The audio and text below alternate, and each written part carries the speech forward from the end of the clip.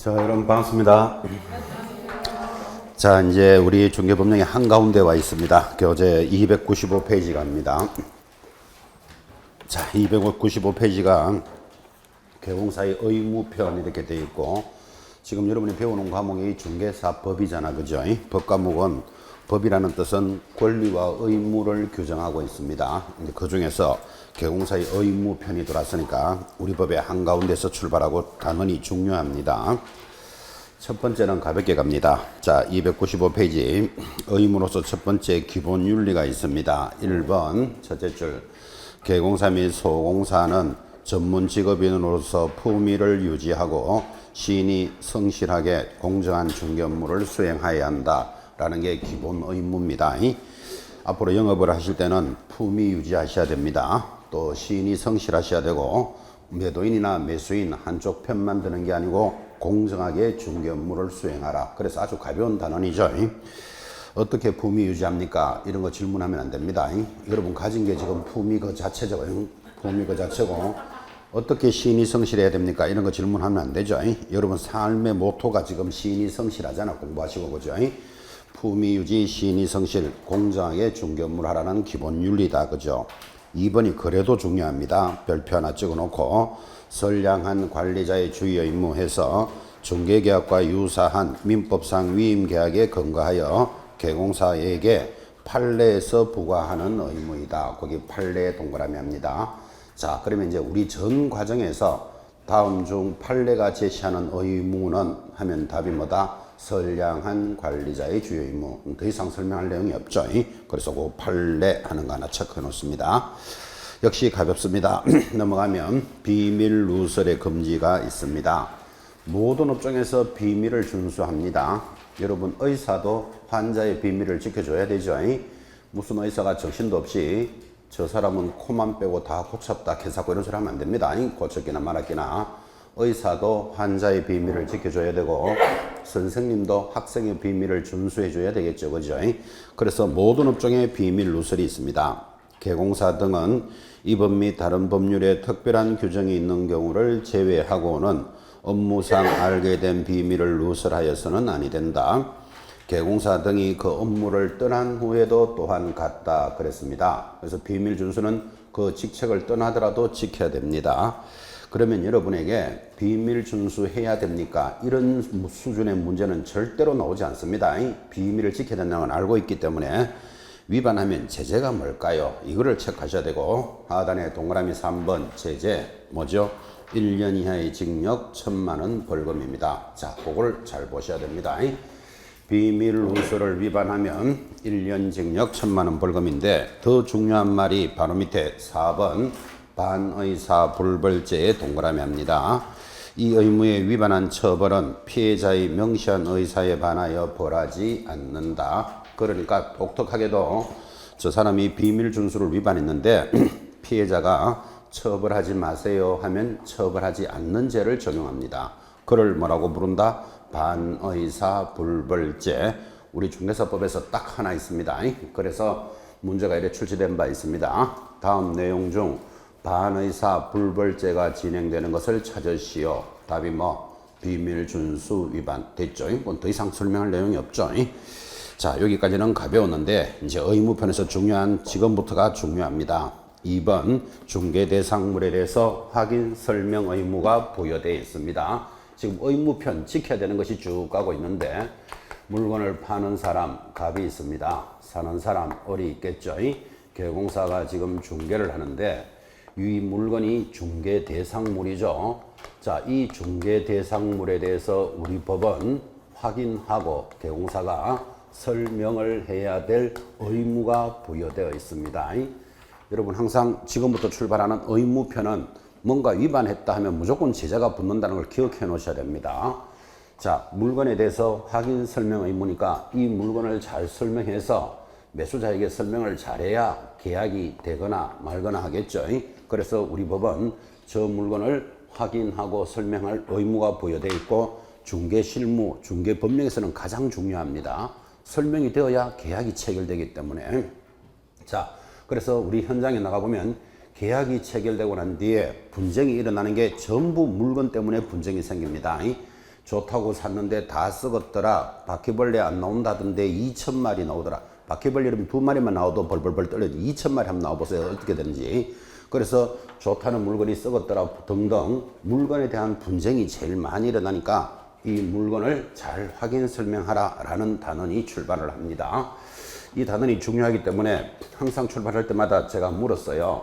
여러분이 개공사라면 저게 아파트고 팔아주세요 사주세요 이렇게 의뢰가 들어오면 물건에 대해서 설명을 해주라 그랬잖아. 그죠? 어떻게 설명해야 됩니까? 하니까 잘 설명해야 됩니다. 이런 소리 하고 있으면 안 된다 그랬죠. 잘 하는데 어떻게 잘해야 되냐고. 그래서 확인 설명하는 방법을 익히셔야 되는데 우리 중개사법에는 저 물건을 설명하는 방법을 두 가지로 제시합니다. 1번 의뢰를 받았을 때는 이렇게 하고 2번 중개가 완성이 되면 이렇게 한다. 이렇게 법에 되어 있으니까 어떻게 설명해야 됩니까? 하니까 잘해야 됩니다. 이런 소리 하고 있으면 안 된다니까요. 의뢰를 받았을 때는 이렇게 하고 계약이 체결이 되는 것을 중개가 완성이니까 중개가 완성이 되면 이렇게 하라. 법에서 두 가지로 제시를 합니다. 자, 봅시다. 296페이지 중간에 1번 동그라미 1번입니다. 개공사는 중개를 의뢰받은 경우에는 하고 출발하잖아 봐요. 의뢰 동그라미. 의뢰를 받았을 때는 중개가 완성되기 전에 권리를 취득하고자 하는 의뢰인에게 취득의 내만에 딱 넣습니다. 가장 중요한 단어는 취득하고자 하는 의뢰인에게 성실 정확하게 설명하고 설명의 동그라미 토지대장 등본 등기 부동산 종합증명서 등기사항 증명서 등 줄 것입니다. 설명의 근거 자료를 줄 거 놓고 제시해야 한다. 제시의 동그라미. 자, 이게 법입니다. 자, 지금 읽어드렸으니까 대답합니다. 의뢰를 받았을 때는 어떻게 하라고요? 권리를 취득하고자 하는 의뢰인에게 한다. 취득하는 자가 갑을 중에 누구? 을이 취득하는 자 맞죠? 그죠? 그 을에게 설명하라 이 말이에요. 어떻게 설명하라고요? 자료를 제시하면서 동그라미 하셨죠? 성실하게 설명해야 한다 이랬다고. 그때 자료가 뭡니까? 하니까 토지대장, 뭐 등기부 이런 것들이 있겠죠. 이 자료를 제시하면서 설명하라 이 뜻은 말로만 설명하면 안 된다. 그런 취지예요. 단원이 얼마나 편안합니까? 근데 이 편안한 내용이 문제로 출제가 되면 이 자리에 계시는 분 50%가 틀립니다. 첫 번째 틀리는 방법. 자, 의뢰를 받았을 때는 취득하는 자인데 의뢰를 받았을 때는 양 당사자에게 자료를 제시하면서 성실하게 설명해야 한다 하면 틀리잖아 지금. 그죠? 그런데 지문을 흘러갈 때 보면 양 당사자들한테 자료를 제시하면서 성실하게 설명하라는데 틀린 데를 못 찾아냅니다. 당사자가 아니고 취득하는 자한테 하라 그랬잖아 지금. 그죠? 근데 여러분 입장에서 아니 두 사람 다한테 설명하는데 뭐가 틀렸을까? 여러분 여기 갑한테 가서 물건을 설명 한번 해보렵니까? 이게 아파트라고 치고 이 아파트는 지하철하고 15분 거리에 있으며 뭐 12층 있고 엘리베이터가 설치되어 있는 아파트로서 물건을 막 설명하면 갑이 듣다가 어디 아프십니까? 이런 묻습니다. 이 물건에 대해서 알아도 누가 더 잘한다? 갑이 더 잘 알잖아. 그죠? 그래서 양 당사자에게 하는 게 아닌데도 불구하고 그거를 못 찾아낸다고 성실하게 설명해야 한다. 문제가 막 지나가니까. 그래서 첫 번째 뭐부터 체크해야 된다? 취득하는 자부터 딱 잡으셔야 돼. 그 다음에 자료를 제시하면서 성실하게 설명한다. 뭐 성실해야 설명할 필요도 없고 자료를 제시할 때는 토지대장 등기부 이런 것들이지 막 나오는 확인 설명서를 제시하면서 설명한다. X입니다. 확인 설명서는 계약이 체결이 되면 작성하는 거지 그거를 들고 설명하는 건 아니잖아 지금. 그죠? 그래서 취득, 자료 제시, 설명을 딱딱딱 익혀 놓으셔야 됩니다. 그래서 그 의무기 때문에 동그라미를 딱딱 찍었는데 이거를 이렇게 위반하게 되면 이렇게 하지 않으면 500만 원짜리 과태료입니다. 그럼 이게 왜 이렇게 중요한가 하면 원래 이거 위반하면 6월에 업무 정지였어요. 근데 여러분 6월에 업무 정지가 센 놈이다. 500만 원 과태료가 세다. 업무 정지가 세지. 돈이 500이잖아요. 그런 소리 하면 안 되고 6개월 정지 받아버리면 한 달에 500만 원씩 손해볼 수도 있는 거예요. 그래서 이게 원래 6개월의 정지인데 이거 너무 세다 해서 500만 원으로 낮춰준 거예요. 그래서 이건 특별히 기억해 놓으셔야 됩니다. 출제자는 개공사에게 야 이렇게 잘 바뀐 거 알고 있느냐를 꼭 물어 들어온다고. 그래서 자료를 제시하면서 성실하게 설명하지 않으면 500만 원짜리 과태료지 6월의 업무 정지가 아님을 꼭 새겨 놓으셔야 됩니다. 자, 이렇게 해서 이제 취득하는 자한테 저 물건에 대해서 설명을 잘 했습니다. 그러면 의뢰인이 그래 물건이 좋구나 내가 살게 하면 어떻게 된다? 계약이 체결이 되잖아. 지금 계약이 체결되는 것을 중개가 완성되었다 이런다고요. 자, 중개가 완성이 되면 이번에는 누구에게? 양 당사자들에게 개공사가 설명을 해야 돼. 그래서 매도인 매수인한테 내가 이 물건을 이렇게 설명했어 라고 근거를 잡아야 되니까 양 당사자들을 대상으로 한다. 이거부터 구분해 놓으셔야 된다고. 자, 그러면 양 당사자들한테 어떻게 해야 됩니까? 하니까 오른쪽부터 봅니다. 297페이지 한가운데 2번에 1번 개공사는 중개가 완성이 되어. 자, 중개 완성 찾았습니까? 거기 동그라미 딱 해놓고 계약이 체결이 되면 이렇게 하라고요. 거래계약서를 작성하는 때는 확인 설명 사항을 서면으로 작성하여 서면 동그라미 작성 동그라미 당사자에게 교부하고 교부 동그라미 3년 동안 3년에도 동그라미 합니다. 원본 사본 전자문서를 보존해야 한다 그랬습니다. 보존에도 동그라미. 자, 동그라미를 지금 많이 찍었죠. 왜 많이 찍는가 하면 하나라도 빠지면 업무 정지받기 때문에 딱딱딱딱 의무를 체크하셔야 됩니다. 자, 지금 동그라미 해당거리 것을 이야기해 줍니다. 중개가 완성이 되면 양 당사자에게 어떻게 하라고요? 서면으로 작성하고 그것에 대해서 서명 날인하여야 하며 당사자들에게 교부하고 일정한 기간 동안 보존해야 한다. 이렇게 법을 정했다고요. 그래서 의무를 딱딱딱딱 잡았는데 이거 교부 안 하거나 보존 안 하거나 서명 날인 안 하거나 작성 안 하면 전부 업무 정지 받습니다. 그래서 끈끈이 의무 정지죠. 그럼 여러분들은 이렇게 딱 기억하시면 되죠. 확인 설명 의무는 한 개만 500만 원짜리 같으려고 나머지는 전부 업무 정지. 이렇게 크게 공부하셔야 되지. 확인 설명서 작성 안 하면 뭐게? 서명 날인 안 하면 뭐게? 교부 안 하면 뭐게? 그럼 양이 얼마나 많아지는 거라 이게 지금 그죠? 그래서 500만 원짜리 과태료만 하나 딱 있고 나머지는 전부 다 뭐다? 업무 정지. 이렇게 크게 딱 잡아내셔야 돼요. 크게. 시험 출제도 그렇게 크게 묻습니다. 크게. 자, 서면 작성, 서명 날인 교부, 보존의 의무가 있는데 자, 번역합시다. 서면으로 작성하라는데 서면이 뭘까요? 지금까지 공부도 해 오셨으니까 대답하셔야 돼요. 계약이 체결되면 서면으로 작성하라 그랬잖아요. 그때 서면이 뭐다? 곧 보게 되는 확인설명서라는 법정 양식이 있습니다. 확인설명서 모두 몇 종류? 4종류. 1번, 2번, 3번, 4번이라는 4가지 양식이 있습니다. 참고로 1번이 뭘까요? 1번 주구용입니다. 주구용. 이 4가지를 가지고 작성을 하랍니다. 작성을 누가 하라요? 지금 보니까 개공사는 이렇게 출발하는 거 보고 있습니까? 작성은 누가 한다? 개공사가 하는 거예요.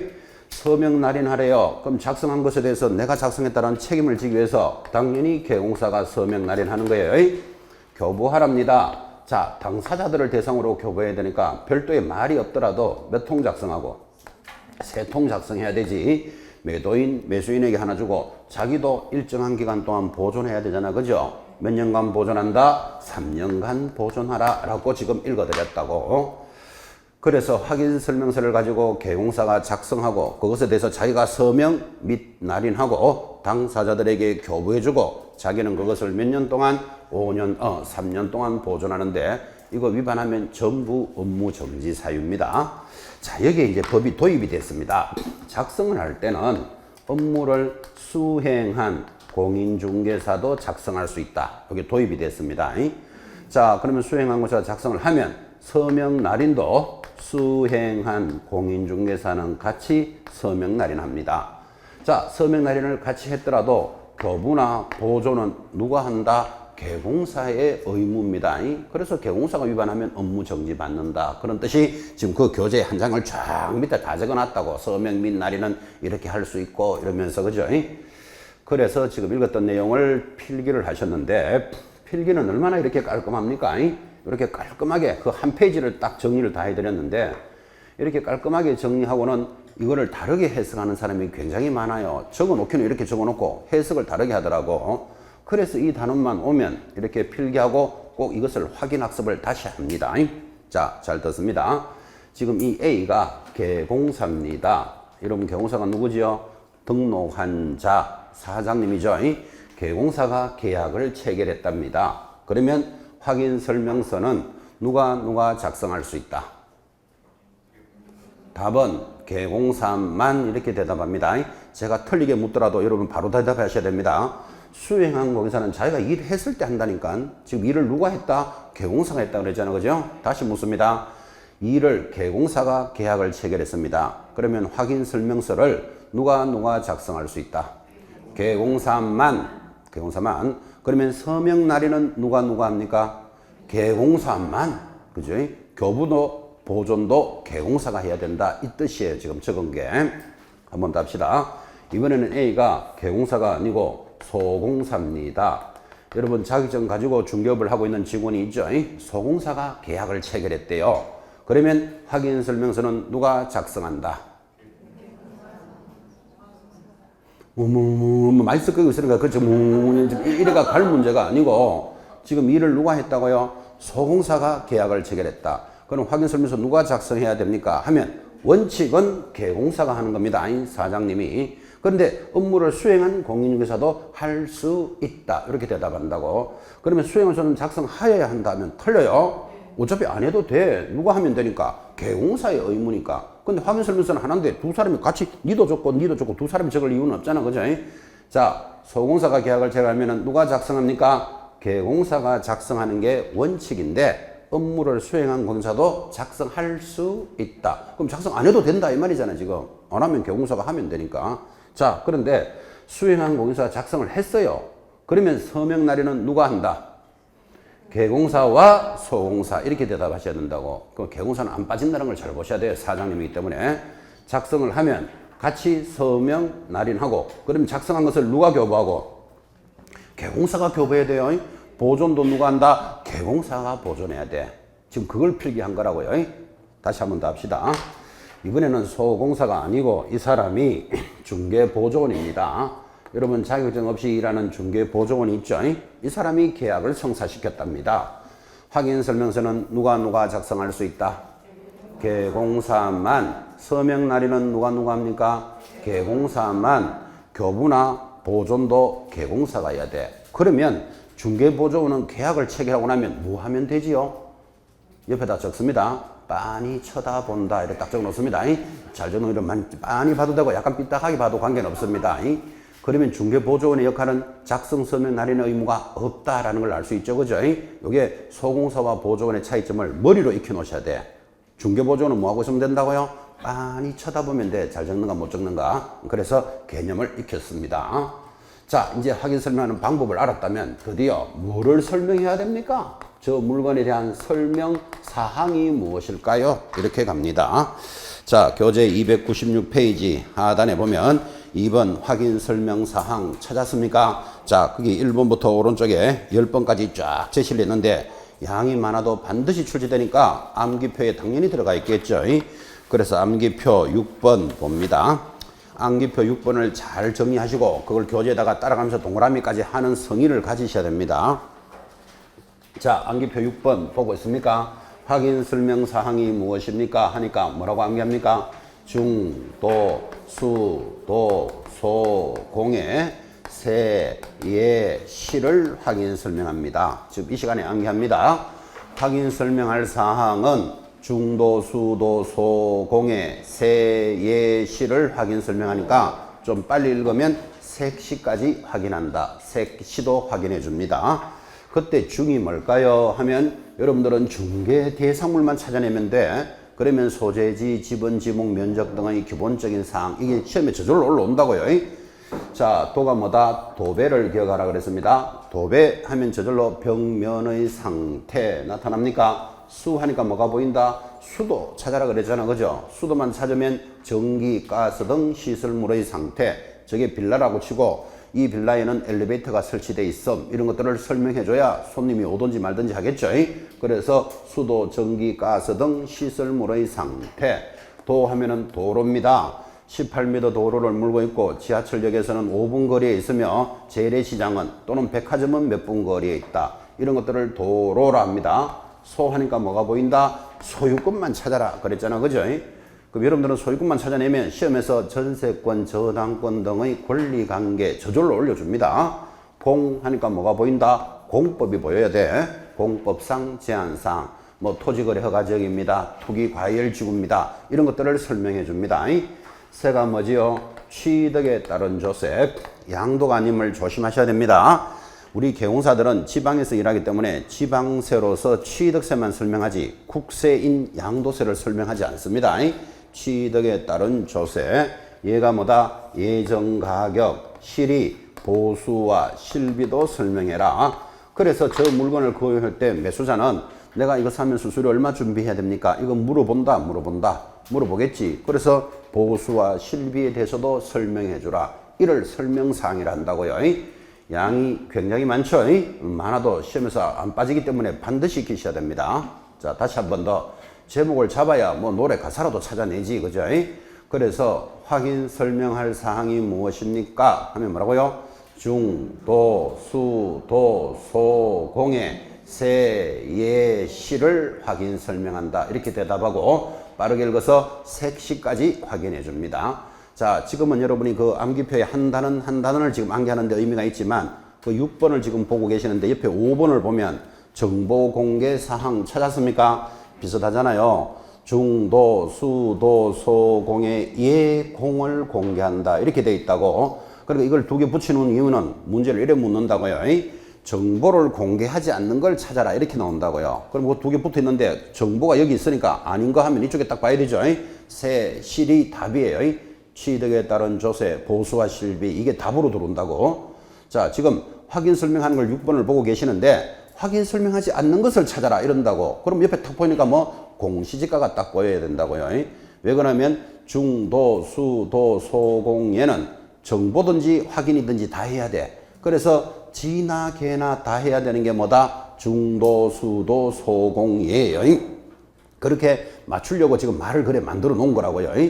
자, 그럼 지나 개나 다 해야 되는 게 공통적인 게 뭐냐 하고 물으면 중도, 수도, 소공예. 자, 정보를 공개하는 것은 거기다가 공시지가만 딱 붙어 있어요. 확인 설명에는 뭐 세, 실, 취득에 따른 조세, 보수와 실비. 조금 복잡한 것 같이 보이죠? 자, 그러면 지나간 건 놔두고 6번이라도 지금 확실히 잡고 계셔야 돼. 그죠? 확인 설명사항이 뭐라고요? 중도, 수도, 소공의 색실을 확인 설명합니다. 자, 확인 설명사항까지 보셨다면 이제 297페이지 상단에 3번 제목에 줄 것이야 됩니다. 중개 대상물의 상태에 관한 자료 요구권 찾았습니까? 상태부터 동그라미를 딱 찍으셔야 됩니다. 그리고 자료 요구권인데 여러분 자료를 요구할 권리다. 자료 요구권이 들어왔는데 이게 무슨 소린 거 아닌가? 지금 이 물건에 대해서 개공사가 중도, 수도, 소공의 색시라는 것을 잘 설명하라 그랬잖아요. 중개대상물의 소재지, 지번, 지목, 면적. 잠실에 있는 아파트로서 면적은 30평이고 지하철하고는 몇 분 거리에 있고 이렇게 물건에 대해서 설명을 잘해야 되는데 아무리 개공사가 설명을 잘하려 그래도 한계가 있어요. 무슨 한계가 있는가 하면 저 물건에 대한 상태는 개공사가 설명할 방법이 없어요. 상태가 뭔가 하면 이 아파트는 비가 오면 물이 좀 셉니까? 안 셉니까? 상태가 어떻습니까? 상태를 개공사가 아파트 탁 보면 아, 물 새겠네. 알 수 있다 없다? 모르죠. 건축물 대장을 떼본다고 알 수 있는 것도 아니죠. 그럼 상태는 어떻게 한다? 살고 있는 사람이 제일 잘 알겠지. 그죠? 아파트는 햇빛이 잘 들어야 되는 거 이해하십니까? 일조, 소음, 진동, 아래 위층간에 소음과 진동이 있는지 없는지 그런 상태를 개공사가 확인할 방법이 없다니까요. 그래서 지금 제목에 줄 건 이유가 뭐다?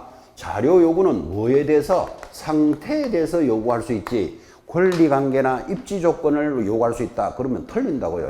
권리관계, 등기부 등본 떼보면 돼요. 입지 조건, 직접 나가서 보면 지하철로 몇 분 거리 있는지 확인할 수 있잖아, 지금, 그죠? 그래서 개공사가 아무리 설명을 잘하려 해도 안 되는 게 상태니까 상태는 자료를 요구할 권리가 있다. 이렇게 나온 거다고요. 그래서 단원이 중요한데 여러분 자료를 만약에 그죠? 상태도 개공사가 직접 확인해야 된다. 만약에 법에 그래 돼 있다면 기가 막힌 현상이 벌어집니다. 그 물건에 대한 상태를 개공사가 직접 확인해야 한다. 그럼 확인할 수 있는 방법이 없잖아, 지금, 그죠? 그래서 갑이 아파트를 팔아주세요 하고 오니까 개공사 A가 갑을 보면서 오늘은 바쁘고 내일 가서 하룻밤 자겠소 이래야 돼. 하룻밤 자봐야 뭐 아래 위층간에 진동과 소음이 있는지 층간 소음이 있는지 그죠? 햇빛이 몇 시에 뜨는지를 알 거잖아, 그죠? 하룻밤 자겠소 하는 그것도 웃기지만 힘들게 가서 하룻밤 잤어요. 아침 자고 일어나니까 비 오네. 햇빛 뜨는 걸 못 봤잖아, 그죠? 오늘 하루 더 자러 오겠어. 지금 이게 말되는 소리다. 정신없는 소리다. 그래서 직접 조사하는 거 아니다 이 말이에요. 상태는 이 사람에게 뭐 한다? 자료를 요구할 수 있다. 이렇게 도입이 되는 거예요. 자, 봅시다. 동그라미 1번. 개운사는 확인 설명을 위해서 필요한 경우에는 자, 자료는 누구한테 요구해야 됩니까? 가지고 있는 자가 누구다? 매도 임대인이죠. 그런데 이거를 매수임 차인에게 이래 들어가는 걸 못 찾아낸다고 지금 물건을 가지고 있는 자한테 요구해야 되잖아 지금 그죠? 매도 임대인 줄 딱 꺼놓고 물건의 뭐에 대해서? 상태에 대해서 상태 동그라미 자료를 요구하여야 한다 할 수 있다. 할 수 있다까지 잡아내셔야 돼요. 우리 중개사법은 개공사나 보조원 이런 사람들을 규제하는 법이지 매도인한테 이래라 저래라 못한다고 이 법은. 그러니까 자료를 매도임대인에게 요구하여야 한다가 아니고 할 수 있다예요. 이걸 하여야 한다라고 시험에 몇 번 냈어요 지금. 요구를 할 수 있다. 그러니까 결국은 개공사는 자료를 요구해도 되고 안 해도 되는 사항이다. 그죠? 그런데 드디어 개공사가 요구를 했어요. 갑한테 가서 이 아파트는 비가 오면 물이 좀 셉니까? 상태가 어떻습니까? 이렇게 물어보니까 갑이 우리 아파트는 비만 오면 물이 막 새요. 이렇게 말하는 사람이 있다 없다? 절대로 없지. 자기 물건을 그렇게 험할 사람 없잖아요. 막 새도 살짝 비칩니다. 그것까지만 이야기합니다. 그 정도는 이해가 되잖아. 그죠? 그런데 상태가 어떤데 하니까 갑이 말하기를 그런 쓸데없는 소리 하지 말고 아파트나 잘 파시오 이럽니다. 뭐라고요? 물어본 것에 대해서 불응을 한다고 지금. 왜 불응할까요? 물건에 대해서 하자가 있을 가능성이 있죠 지금 그죠? 자, 그래서 2번 개공사는 매도 임대 의뢰인이 물건의 상태에 관한 자료 요구에 다시 상태 동그라미 하고 자료 요구에 뭐 하면? 불응을 하면 불응 동그라미 그 사실을 누구에게 설명해야 되겠습니까? 사는 사람한테 설명해야 되잖아 그죠? 그래서 매수 임차인 줄 꺼놓고 설명하고 설명의 동그라미 확인 설명서에다가 뭐 해야 된다? 기재해야 한다. 기재도 동그라미 설명 기재 빠지면 틀립니다. 딱딱 잡아 놓으셔야 됩니다. 이 말이잖아요. 비가 오면 상태가 어떻습니까? 하니까 쓸데없는 소리 하지 말고 아파트나 잘 파시오. 신경기를 확 냅니다. 그러면 뭔가 물건에 좀 하자가 있을 수 있으니까 누구에게 설명한다? 매수 임차인에게 설명해 줘야 되겠죠. 아, 물건의 상태가 어떤데? 이렇게 물으니까 신경기를 확 냅디다. 이렇게 설명해 줘야 된다고. 근데 여러분 설명만 해야 됩니까? 확인 설명서에 기재도 해야 합니까? 기재도 해줘야 돼. 왜 그런가 하면 설명을 해줬어요. 그래도 매수자가 물건이 괜찮으면 삽니다. 여러분 잘 알다시피 부동산은 완벽한 게 없잖아요 지금 그죠? 벽에 금이 갔을 수도 있고 페인트가 벗겨질 수도 있지 완벽한 물건은 없죠. 그런데 가격이 싸게 나왔고 내가 사고 싶었던 물건이 없고 그러면 매수자가 뭐 칠세로 하고 살지 뭐 하고 산다니까요. 턱 사가지고 계약을 했습니다. 그래가지고 이사 온 지 일주일 만에 비가 오니까 베란다에 물이 막 새요. 그러면 그거 수리하는데 돈이 500만 원 들어갔어. 그러면 매수자가 총알같이 개공사한테 와가지고 다 썩은 물건을 팔아서 내가 500만 원 손해를 입었다. 또 이렇게 이야기한다고. 그러니까 경사가 내가 설명해 줬잖아요. 그러니까 언제 설명했는데 이러면 분쟁이 생긴다고. 그러니까 반드시 뭐라고? 기재도 딱 해놔야 돼. 확인 설명서. 그죠? 쓸데없는 소리 하지 말고 집이나 잘 팔아라. 합디다. 갈로 열고 얼굴은 벌게져서 갈로까지 딱 닫아놔야 돼. 이렇게. 그래야지 내가 완벽하게 설명했다는 게 정리가 되잖아. 지금. 그죠? 그러면 이게 손해배상을 책임지는 기준이 되기 때문에 반드시 기재가 빠지면 안 된다는 걸 기억하셔야 돼요. 그래서 지금 교재에다가 설명, 동그라미, 기재, 동그라미를 딱딱 잡아냈잖아요. 지금. 그죠? 이런 것들이 모의고사 등에서 틀리면요. 시험지를 펄렁펄렁 들고 나옵니다. 책도 펄렁펄렁 들고 나옵니다. 책하고 시험지하고 같이 들고. 그럼 딱 보면 아, 열받았다. 이렇게 보입니다. 와가지고 똑같은데 어디가 틀립니까? 이럽니다. 자기가 틀렸으니까. 그래서 제가 거기 기재가 빠졌잖아요. 이러니까 책 한번 보고 시험지 한번 보고 글자만 싹 빼고 이러고 다시 돌아갑니다.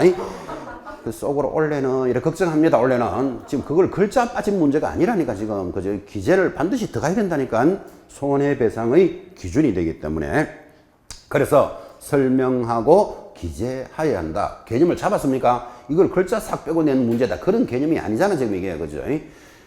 펄렁펄렁 들고 나올 때 벌써 열받았다는 게 보여요. 이게 해설을 해놔도 똑같은 걸로 보이는가 봐. 뭐가 빠진 게 안 보이는가 봐. 그죠? 지금 훈련하는 시간들이 지나가고 있습니다. 자, 정리해서 자료를 요구할 수 있는데 자료는 뭐다? 상태만 요구합니다. 누구에게? 매도 임대인에게. 마지막 요구해야 한다 할 수 있다? 할 수 있다. 해도 되고 안 해도 되는데 만약에 그 사실에 불응하면 누구한테 설명한다? 매수인에게 설명해 줘야 되죠.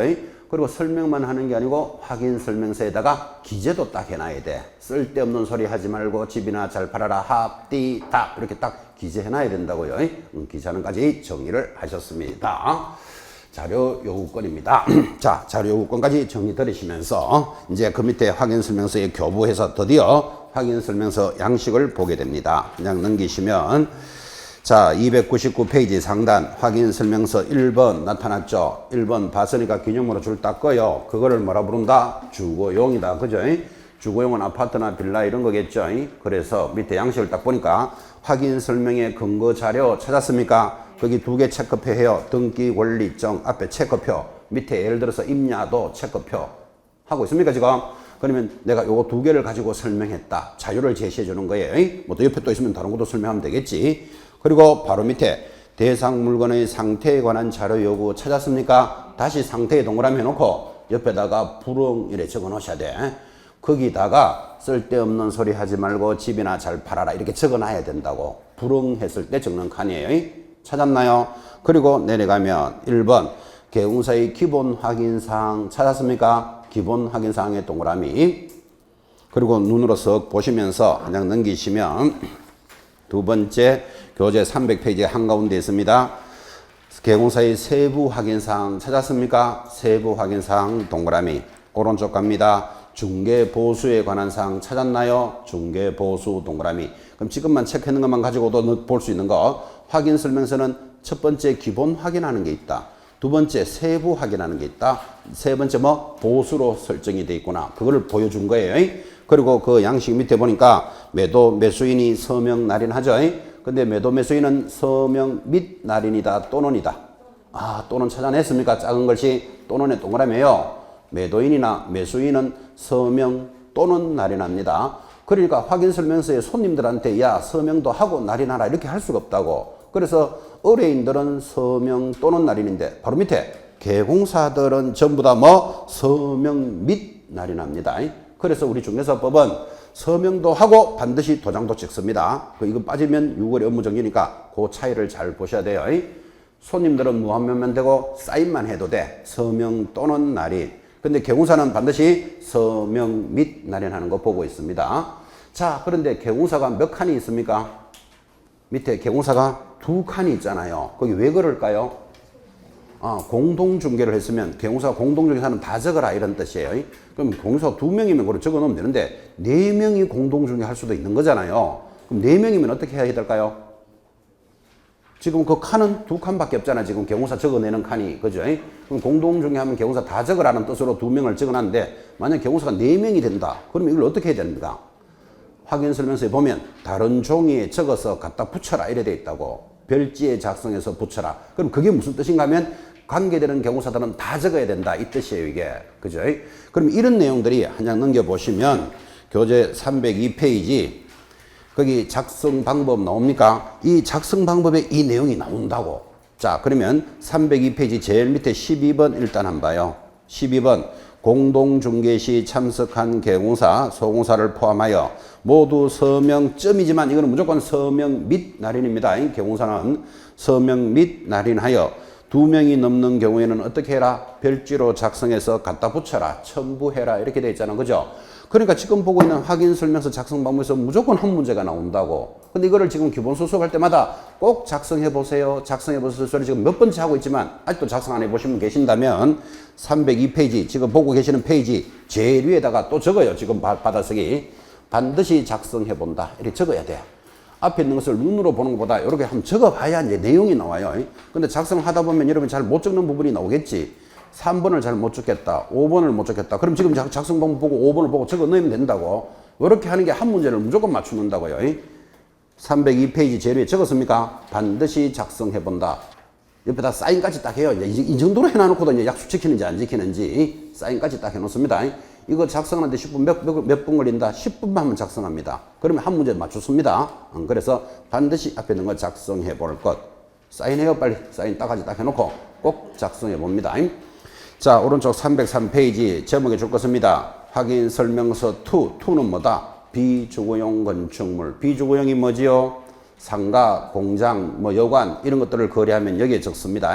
비주거용 건축물 눈으로 쓱 보시면서 넘어가서 306페이지 역시 작성 방법 별표 찍어 놓으셔야 돼요. 제일 중요한 게 1번이고 2번, 3번, 4번도 작성해 보셔야 됩니다. 307페이지 보고 있습니까? 상단에 확인 설명서 3번이 뭐다? 토지. 토지는 여기에 기록합니다.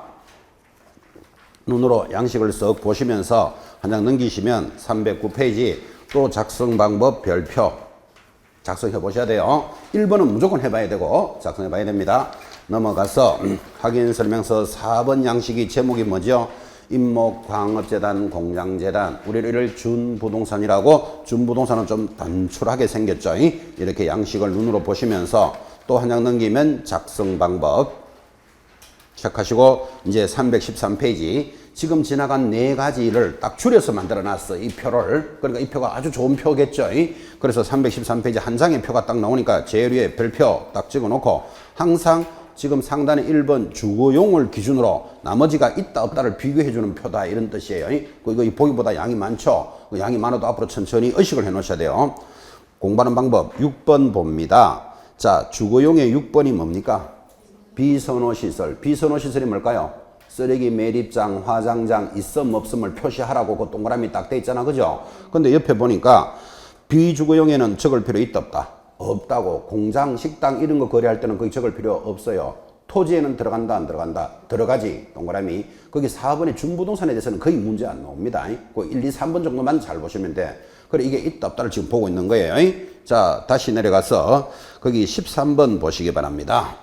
13번이 뭐죠? 환경조건. 환경조건이 뭐냐 하니까 옆에 일소진 돼 있습니까? 일조, 소음, 진동을 환경조건이라 그래요. 주거용에는 환경조건 적어야 된다 안 적어야 된다? 당연히 적어야 되지. 아파트 살 때 일소, 소음, 진동이 제일 중요한 거잖아. 그죠? 근데 그것들이 2번에 비주거용 토지에는 들어간다 안 들어간다? 안 들어간다. XX 이래 돼 있잖아. 그죠? 그래서 이렇게 비교해 가는 표다 이 말이에요. 이 표 천천히 익혀 놓으셔야 됩니다. 그리고는 뒤에 딱 보면 공부 잘하는 사람은 1, 2, 3, 4 양식에 다 들어가는 게 뭐냐? 이렇게도 또 물을 수 있다고. 다 들어가는 거 제일 위에 한번 봐요. 뭐라고 되어 있습니까?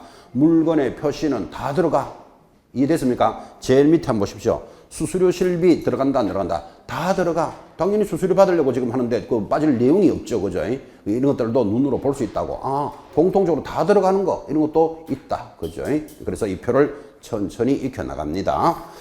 자, 한 장 넘기시면 314쪽으로 갑니다. 이제 좀 보이십니까? 이렇게 해서 이제 물건에 대해서 설명을 잘했고 확인 설명서도 작성을 합니다. 그러면 그 다음에 계약이 체결이 되는데 이어지는 단원이 거래계약서를 작성하라 라는 의무에 접어들었다 이 말이에요. 자, 물건이 이제 설명을 잘해주면 계약이 체결되는데 거래계약서라는 게 물건을 파는 사람 각 사는 사람을 사이에 계공사가 중개를 하는데 물건을 잘 설명해서 계약이 이루어지면 우리 법에서는 거래계약서를 작성해야 될 의무가 부여되어 있습니다. 작성을 해도 되고 안 해도 되는 게 아니고 반드시 작성하라 라는 의무가 부여되어 있으니까 의무가 들어오면 위반하면 전부 제재가 다 붙는다니까요. 자, 물건을 잘 설명했다. 그러니까 계약이 체결되면 이번에는 계약서 작성의 의무 그렇게 연결이 되는데 참 의외였던 게 지금 거래계약서라는 게 중요하기도 하고 많이도 이야기했는데 거래계약서가 뭘까요? 지금 거래계약서 작성의 의무 이래 들어왔잖아요. 그럼 거래계약서가 뭐냐고? 이거를 대답을 못 하시더라고. 그래 지금 참 의외다 그랬는데 지금 여러분 밖에 나가보면 계공사가 거래를 했다 하면 매매 아니면 임대입니다. 우리가 배우기는 대물, 변제, 교환, 정려, 상속 그렇게 많이 배우지만 사실상 밖에 나가면 일어나는 건 뭐밖에 없다? 매매냐 임대냐 그거 두 가지밖에 거의 없죠.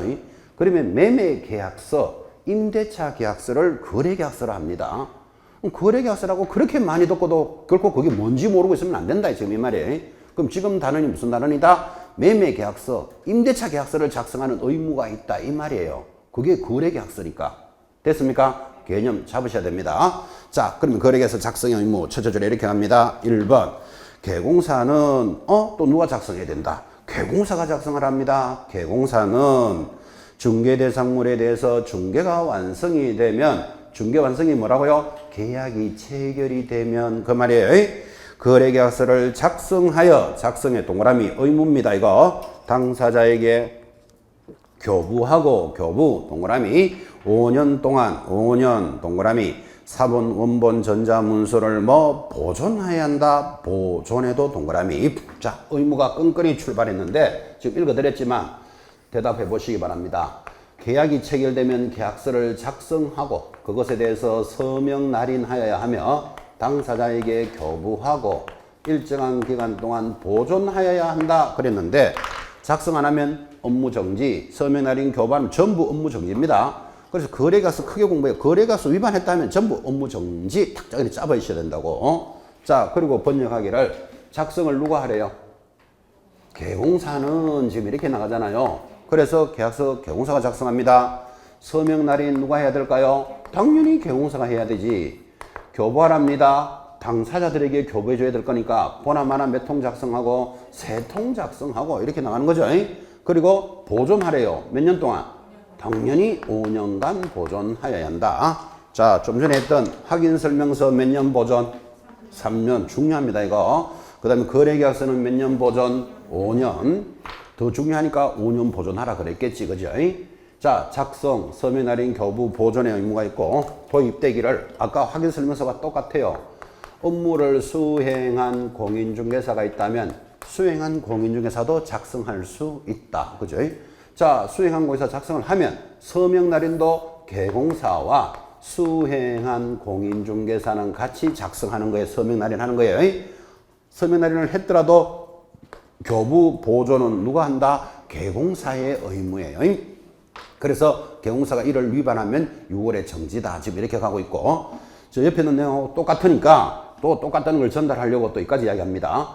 중개보조원이 계약을 체결했다면 중개보조원은 뭐 하면 되지요? 빤히 쳐다보면 돼. 그것까지 똑같아. 계약을 체결하면. 자, 그런데 유심히 보면 뭔가 한 게 다른 게 있어요. 좀 전에 우리가 확인설명서 작성 서명 날인 교부 보존의 의무와 지금 거래계약서 작성에 있어서 차이 나는 게 하나 보여야 된다고. 뭐가 차이 납니까?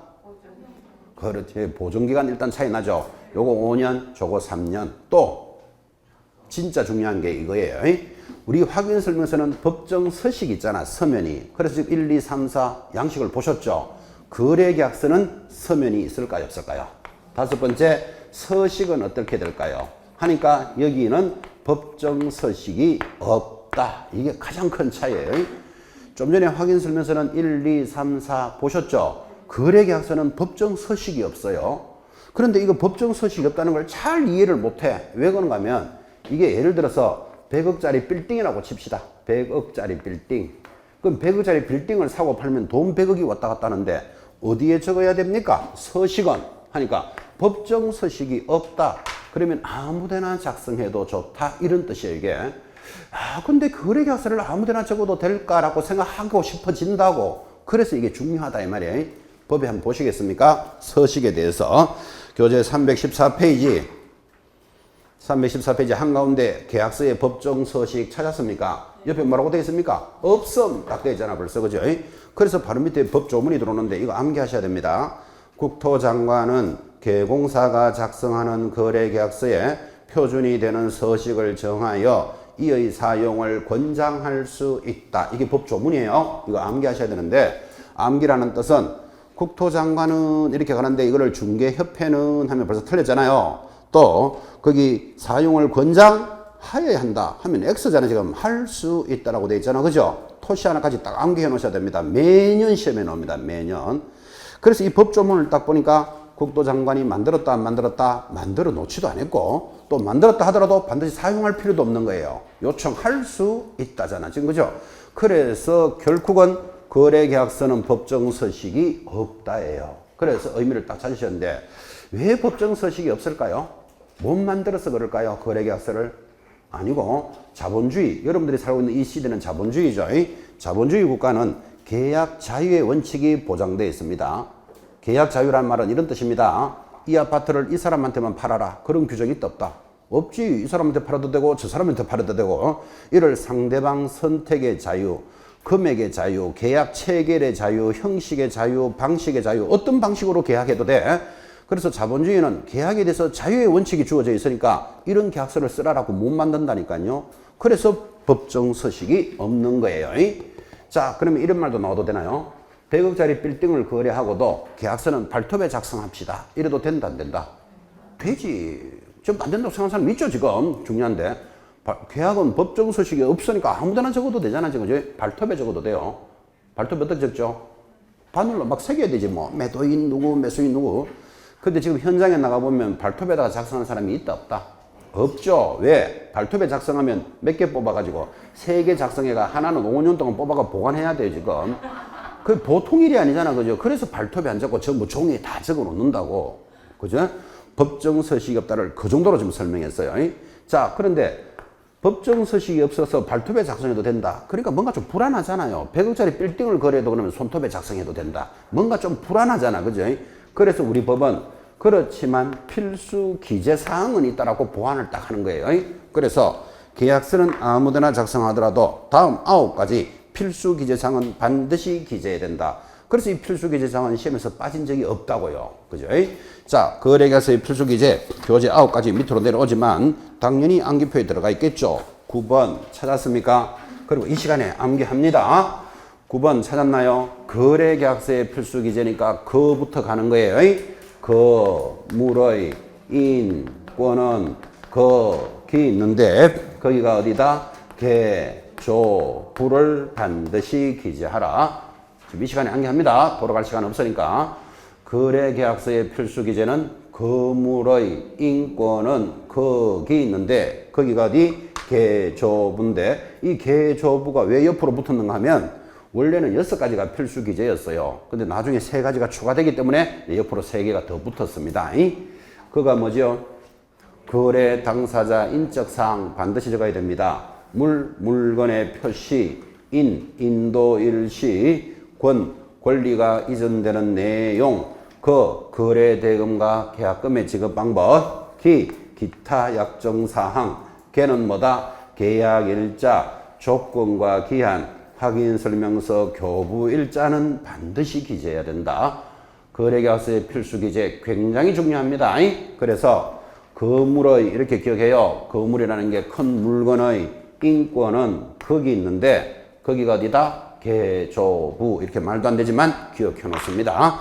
그래서 거래계약서의 필수 기재사항까지 공부하셨습니다. 오른쪽 갑니다. 교재 315페이지 잘 정리되어 있죠. 315페이지 한가운데 표가 우리 중개사법에서 나오는 서예요.